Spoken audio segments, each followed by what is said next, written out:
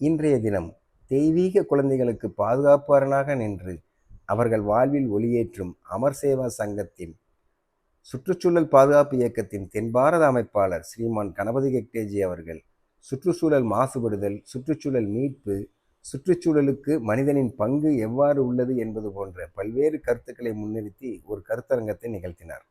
நிகழ்வின் முடிவில் அமர் சேவா சங்கத்தினர் நடத்தும் ஆர்கானிக் ஃபார்மில் நாங்கள் எவ்வாறு சுற்றுச்சூழலுக்கு எந்த ஒரு பங்கமும் இல்லாமல் இயற்கை விவசாயம் செய்கின்றோம் என்று சுற்றுச்சூழல் பாதுகாப்பு இயக்கத்தின் நிர்வாகிகளுக்கு விளக்கமளித்தார். இதோ அவர்களின் திருவாய் வழியே அவர்களின் இயற்கை விவசாயம் பற்றி அறிவோம். அனைவருக்கும் வணக்கம்.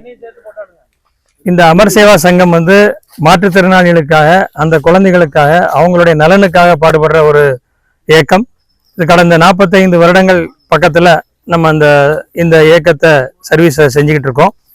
இந்த இயக்கம் ஒரு சிறிய நிறுவனமாக ஆரம்பித்து இன்று பெரிய ஆலமரமாக, விருட்சமாக, ஒரு தோப்பாக, ஒரு பெரிய லெவலில் வளர்ந்துருக்கு. அப்படின்னா இதனுடைய தலைவர், செயலாளர் மற்றும் கமிட்டி உறுப்பினர்கள் அனைவருடைய உழைப்பு, அவர்களுடைய வழிகாட்டுதல், அதற்கு கீழே உழைக்கின்ற அத்தனை தொழிலாளர்கள், சங்க உறுப்பினர்கள், பணியாளர்கள் அனைவருடைய பங்கு இதில் இருக்குது.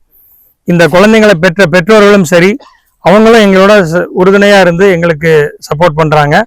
இதை ஒரு பெரிய லெவலில் இன்றைக்கி இன்டர்நேஷ்னல் ஃபுட் பிரிண்டோடு நாங்கள் இருக்கோம். அப்படின்னா இதனுடைய latest technology implementation, early intervention center, early intervention programs, இந்த மாதிரி வீடுதோறும் இந்த சர்வீஸை நாங்கள் கொண்டு போய் சேர்க்கிற அளவுக்கு எங்களுடைய டெக்னாலஜி வளர்த்து அந்த சப்போர்ட் சிஸ்டத்தை நாங்கள் எக்ஸ்டெண்ட் பண்ணிகிட்டு இருக்கோம்.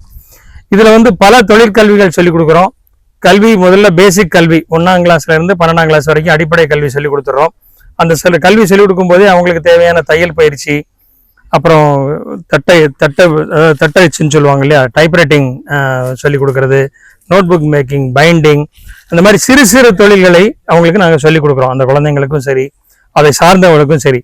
இப்படி சொல்லிக் கொடுக்கறது மூலமாக அவங்களுடைய வாழ்வாதாரத்தை உயர்த்த முடிஞ்சது மட்டும் இல்லாமல் அவர்களுக்குன்னு ஒரு தனித்திறமையை நாங்கள் வளர்த்து விட்டுருக்கோம். ஸோ கல்வி கிடைச்சிருது, தனித்திறமை கிடைச்சிருது. இனிமேல் உழைக்கிறதும் வளர்றதும் மட்டும்தான் அவங்களுடைய பங்காக இருக்குது. அந்த உழைக்கிறதுக்கு நாங்கள் என்ன பண்ணுறோம்னா வாய்ப்புகளை ஏற்படுத்தி கொடுக்குறோம். ஒன்று, எங்களுடைய நிறுவனத்திலே வேலை தரோம். இது போக நிறுவனம் சார்ந்த ஐக்கனில் வேலை வாங்கி தரோம்.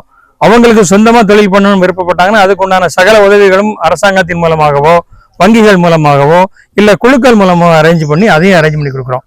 இப்படி வளர்த்து வர பல தொழில்கள் சொல்லிக் கொடுக்கும்போது விவசாயத்தையும் ஒரு பெரிய தொழிலாக வளர்க்கணும் அப்படிங்கிறது இந்த அமர் சேவா சங்கத்தோட நோக்கம்.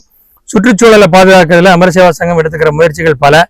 செக் டேம்னு நிலத்தடி நீரை காப்பாற்றுறதுலேருந்து ஆரம்பித்து ஜீரோ வேஸ்டேஜ் இன் கிச்சன் முதற்கொண்டு நாங்கள் ரொம்ப அருமையாக நடத்திக்கிட்டு இருக்கோம்.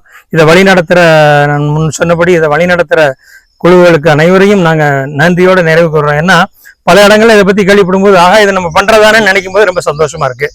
ஸோ இப்போ நம்ம நிற்கிற ஆர்ச்சிடை பற்றி நம்ம முப்படாதி சார் தான் அதனுடைய நிறைய ஒரு வளர்ச்சிக்கு அவர் சின்ன கன்றுலேருந்து ஆரம்பித்து வளர்த்து விட்டுருக்காரு. அவரை நான் இதை விளக்கும்படியாக தாழ்மையோடு கேட்டுக்கிட்டு அவர்கிட்ட இந்த மைக்கை நான் பாஸ் பண்ணுறேன். இது கோவா ஏரியா. இதில் வாட்டர் ஆப்பிள் ஒரு 4 வெரைட்டியான வாட்டர் ஆப்பிள் வச்சுருக்கிறோம். கொய்யாவில் ஒரு 12 வெரைட்டியான கொய்யா இருக்குது. சீதாப்பழத்தில் ஒரு 15 வெரைட்டியான சீதாப்பழம் வச்சுருக்கிறோம். அது போக சிட்ரிக் ஏரியான்னு ஒரு வச்சுருக்கோம். சிட்ரிக்கில் லெமன் இருக்குது. லெமனில் ஒரு 10 வெரைட்டியான லெமன் வச்சுருக்கிறோம். ஆரஞ்சு இருக்குது. புளிப்பான ஐட்டங்கள் என்னெல்லாம் உண்டோ அது ஃபுல்லாகவே சிட்ரிக்கர்ஸ் எல்லாமே வச்சுருக்கிறோம். அப்புறம் செரி பழங்கள் வச்சுருக்கோம். செரி பழங்களில் ஒரு 18 வகையான செரி பழங்கள் எங்கிட்ட இருக்குது. சரி, நம்ம வருது, எங்களோட கிளைமேட்டுக்கு வருது, வச்சு வளர்த்துருக்குறோம், வந்துருக்குது. அப்புறம் பலாவில் ஒரு 8 வெரைட்டியான பலா வச்சுருக்கோம். எல்லா சீசன்லையும் காய்க்கிற மாதிரி பலா இருக்குது. சீட்லெஸ் பலா இருக்குது. அந்த தேன் பலா இருக்குது, எங்கிட்ட ரெட் பலா இருக்குது. அப்புறம் மேங்கோவில் ஒரு 22 வெரைட்டியான மேங்கோ வச்சுருக்கோம். இது எல்லாமே ஹைப்ரிட்ல உள்ள ஐட்டம். ஹைப்ரிட் மேங்கோ எல்லாமே ஹைப்ரிட் தான். ஆனால் ஒவ்வொன்றுலையும் ஒவ்வொரு சாம்பிள் வச்சுருக்கோம் எல்லாமே. இது போக தென்னையில் வச்சுருக்கோம். தென்னையில் ஒரு 8 வெரைட்டியான தென்னை வச்சுருக்கிறோம். இது போக ராசிக்குள்ள மரங்கள் வச்சுருக்கிறோம். 12 ராசிக்குள்ள மரங்கள் வச்சுருக்கிறோம்.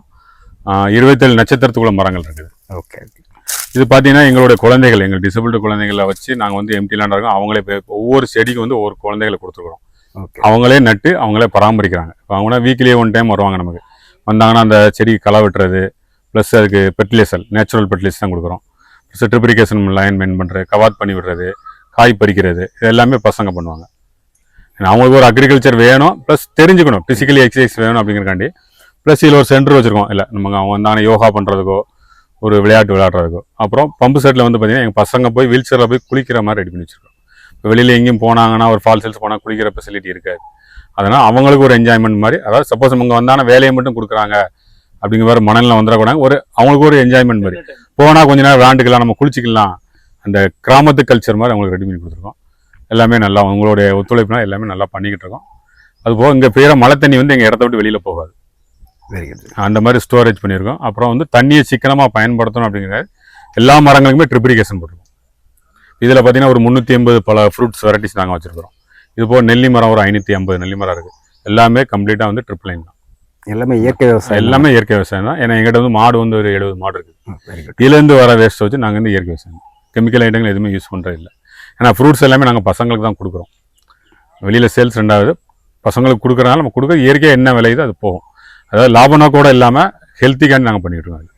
உங்கள் நிறுவனத்தில் அங்கே கிச்சனில் 0 வேஸ்டேஜ்னு சொன்னாங்க, அதை பற்றின தகவல் ஏதாவது? அதாவது இப்போ இதில் 0 வேஸ்டேஜ் நம்ம என்ன மீன் பண்ணுறோம்னா, கருவேப்பிலையிலேருந்து ஆரம்பிச்சு சில பொருட்களை தூர போடுறவங்க நிறைய பேர் இருப்பாங்க. அதை நம்ம வந்து தூர போடாமல் எப்படி நம்ம நல்லபடியாக அதை பாசிட்டிவாக ஸ்பெண்ட் பண்ண முடியும் அப்படிங்கிறத யோசிக்கிறது தான் இந்த 0 வேஸ்டேஜுங்கிறது. ஸோ இப்போ வந்து நம்ம இயற்கையிலே சாப்பிட முடிஞ்செல்லாம் சாப்பிட்ருவோம்.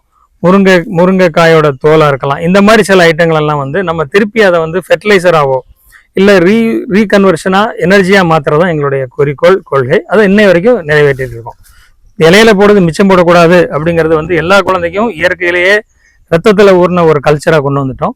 அப்படி மீதி மிச்சம் வர வேஸ்டேஜ், அதாவது வந்திருக்கிற கெஸ்ட்டோ யாரோ வேஸ்ட் பண்ணாங்கன்னா அதை எப்படி திருப்பி நம்ம வந்து அதை பாசிட்டிவாக கொண்டு போகலாம், அதை எப்படி ரீஎனர்ஜைஸ் பண்ண முடியும் அப்படிங்கிறதையும் நாங்கள் ஒரு வழிமுறையாக கடைப்பிடிச்சிருக்கோம். இன்ஃபேக்ட் பார்த்தீங்கன்னா சாப்பிட்ற இடத்துல எங்கள் குழந்தைங்களே அந்த இதை மானிட்டர் பண்ணுவாங்க. எங்களில் ஒரு பையன் உட்காந்து இன்னொரு பையனை சொல்லிக் கொடுப்பான், நாங்கள் யாரும் சொல்லிக் கொடுக்க மாட்டோம், அவனே சொல்லிக் கொடுப்பான், தம்பி இதை நீ வேஸ்ட் பண்ணாத. அது என்ன ஆகுதுன்னா இப்போ இது தட் பிகம்ஸ் அ ஹெரிட்டேஜ், அவங்களுடைய கல்ச்சர் ஆயிடுது. ஸோ அதை வந்து எங்களால் சக்ஸஸ்ஃபுல்லாக இம்பார்ட் பண்ண முடிஞ்சது. அதுக்கு வந்து எங்களுடைய நிறுவனம் ரொம்ப அருமையாக ஹார்ட் ஒர்க் பண்ணியிருக்காங்க, மெசேஜ் கொடுத்துருக்காங்க. இங்கே வந்து விவசாயத்தை குழந்தைகள் பண்ணணும் அப்படிங்கிறத நாங்கள் கட்டாயப்படுத்தணும் அப்படிங்கிறத கிட்டத்தட்ட நாங்கள் செய்கிறோம். அந்த குழந்தைங்க அதை ஓன் பண்ணுறாங்க, அவங்களுக்கே விவசாயத்தின் மேலே ஒரு இயற்கையிலே ஒரு இன்ட்ரெஸ்ட் வருது. சார் சொன்னபடி நாங்கள் வந்து அதுக்குண்டான சூழலை உருவாக்குறோம். குளிக்கலாம், அங்கே போனால் டான்ஸ் ஆடலாம், அங்கே போனால் யோகா பண்ணலாம், விவசாயம் பண்ணலாம். அப்படிங்கும்போது அந்த குழந்தைக்கு வந்து இயற்கையிலேயே இயற்கையோட ஒன்றி வாழக்கூடிய ஒரு தன்மையை நாங்கள் கொடுத்துட்றோம். அதை கொடுக்கறதுக்கு இறைவன் எங்களுக்கு வழி கொடுத்துருக்கிறான். எங்களுடைய நிறுவனத்தின் தலைவர்கள், பொருளாளர், செயலாளர் ஆக எல்லாருமே, எக்ஸிக்யூட்டிவ் கமிட்டி மெம்பர்ஸாக இருக்கலாம், எங்கள் நிறுவனத்து செயலாளரோட குடும்பத்தினர்களாக இருக்கலாம், எல்லாருமே தலைவர் எல்லாருமே வந்து குடும்பத்தோடு வந்து எங்களுக்கு அவங்களுடைய இன்வால்மெண்ட்டை கொடுக்கறது எங்களுக்கு பெரிய சந்தோஷம், மற்றற்ற மகிழ்ச்சி. இவங்க எல்லாருமே அதில் கை தேர்ந்தவர்கள். யாருமே வந்து சின்ன மூலிகை கூட எப்படி யூஸ் பண்ணணும் அப்படிங்கிறது தெரிஞ்ச அளவுக்கு தான் உங்கள்கிட்ட நீங்க பேசியிருப்பாங்க, பார்த்துருப்பீங்க. அதை நாங்கள் பண்ணிட்டு இருக்கோம். ஒரு இடத்துல காலேஜ் ஆரம்பிக்க போறதா சொன்னீங்க. ஆமா, ஒரு இடத்த காட்டி ஒரு 7 ஏக்கரா. நமக்கு வந்து ஒரு பிசியோதெரபி காலேஜ் கொண்டு வரணும் அப்படிங்கிறது எங்களுடைய ஒரு நோக்கம். இங்க இந்த ஆரம்பத்தில் இந்த டேர்னிங்ல லெஃப்ட்ல ஒரு 7 ஏக்கர் ஏரியா அதுக்கு அலோகேட் பண்ணியிருக்கோம். பிசியோதெரபி மட்டும் இல்லை, ஆக்குபேஷன் தெரப்பி, பிசியோதெரப்பி, அதாவது இந்த குழந்தைங்களுக்கு தேவையான சேவைகள் செய்யக்கூடிய அத்தனை சேவையும் எங்களுடைய கேம்பஸ்குள்ளேயே கொண்டு வந்து அந்த திறமையை வளர்க்கணும் அப்படிங்கிறது எங்களுடைய தலையாய நோக்கம். அது வந்து சர்வீஸா யூஸ் ஆகுங்கிறத நாங்க ரொம்ப ஆழமா நம்புறோம். ஏன்னா 45 வருஷ அனுபவத்துல இதை வந்து வீடு வீடா ஊரா கொண்டு சேர்க்கணும்னா இப்படிப்பட்ட ஒரு இயற்கை சூழல தான் பண்ண முடியும். இந்த மாதிரி இடத்துல படிக்கிற குழந்தைங்களால முடியும் அப்படிங்கிறத நாங்க நம்புறோம். சுற்றுச்சூழலை பாதுகாப்பவர்களுக்கு தெய்வத்தின் பிள்ளைகள்னு சொல்லி சொல்லுவாங்க. அப்படி தெய்வத்தின் பிள்ளைகளாக இருக்கிறவங்களை நாங்கள் நீங்கள் சந்தித்ததுக்கு மிக்க மற்றற்ற மகிழ்ச்சி அடைகிறோம். சுற்றுச்சூழல் இயக்கத்தின் சார்பாக உங்களுக்கு மனமார்ந்த நன்றியை தெரிவித்துக் கொள்கிறோம். ரொம்ப சந்தோஷம். என்னுடைய ஒரே ஒரு ரிக்வஸ்ட், சுற்றுச்சூழல் சம்பந்தமா எத்தனை கான்ஃபரன்ஸ் என்ன நடத்தினாலும் தயவுசெய்து இந்த இடத்துலையோ இல்லை எங்கள் கேம்பஸ்ல நடத்தபடி ரொம்ப தாழ்மையோட கேட்டுக்கிறேன். அதுக்குண்டான அத்தனை வசதிகளும் நாங்கள் செஞ்சு தருவோம். எங்களுக்கு தேவையான ஃபண்டமெண்டல் சின்ன சின்ன இது மாத்திரம் ஏற்படுத்தி கொடுத்தீங்கன்னா நாங்கள் எல்லாத்தையுமே நாங்கள் உங்களுக்கு செஞ்சு தர கடமைப்பட்டிருக்கோம். சந்தோஷமா. நன்றி, நன்றி.